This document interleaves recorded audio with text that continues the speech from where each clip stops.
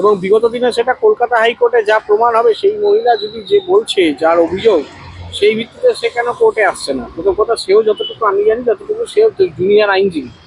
আইনজীবী হিসেবে আইনের দ্বারস্থ হোক না, অসুবিধা কি আছে?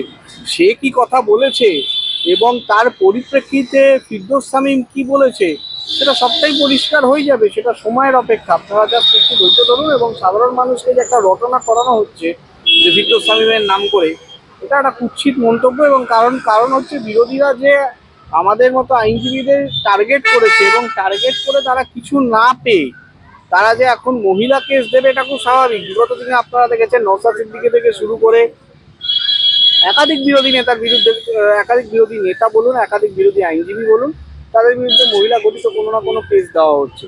এটা স্বাভাবিক। তার মানে ওরা কোনো একটা জায়গা, তাদের জায়গায় আমাদের মতো আইনজীবীরা থ্রেটের জায়গায় এসেছে, এবং তার ভিত্তিতেই এই সমস্ত কেস দেওয়া। কোনো অসুবিধা নেই, আমরা সেটা কোর্টে বুঝে নেব।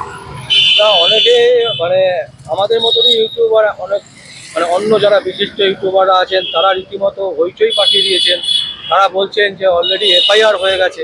তো আমার প্রশ্ন যেটা খুব মানে সামান্য, যে একজন আইনজীবী হিসাবে যদি কেউ কমপ্লেন করে থাকে এফআইআর, তো সাথে সাথে কি তাকে গ্রেপ্তার করা যায়? বলা হচ্ছে যে জামিন অযোগ্য নাকি ধারা দেওয়া হয়েছে।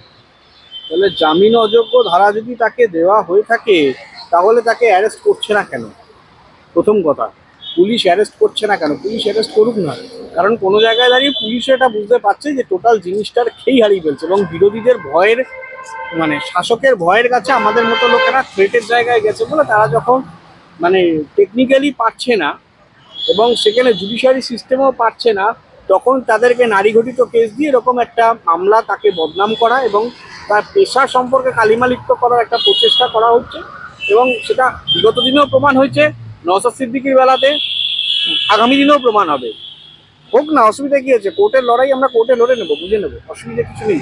এবং সেটা সর্বোপরি যে মিথ্যে, সেটা কোর্টের অর্ডারে সেটা প্রমাণ হবে, কোর্টের নজরে আনলে পরে সেটা প্রমাণ হবে যে সর্বোপরি মিথ্যে। কি বলা হয়েছে এবং তাকে তাকে কেন্দ্র করে কি স্টেটমেন্ট হচ্ছে, টোটালটার যে ডিফারেন্স আছে, সেই ডিফারেন্সের জায়গাটা কোর্টে বোঝানো হবে। বলছি 60 লক্ষ ভোটার লিস্টে যে নাম, এটা বিচারাধীন অবস্থায় রেখে দেওয়া হয়েছে, এবং এক্ষেত্রে বলা হচ্ছে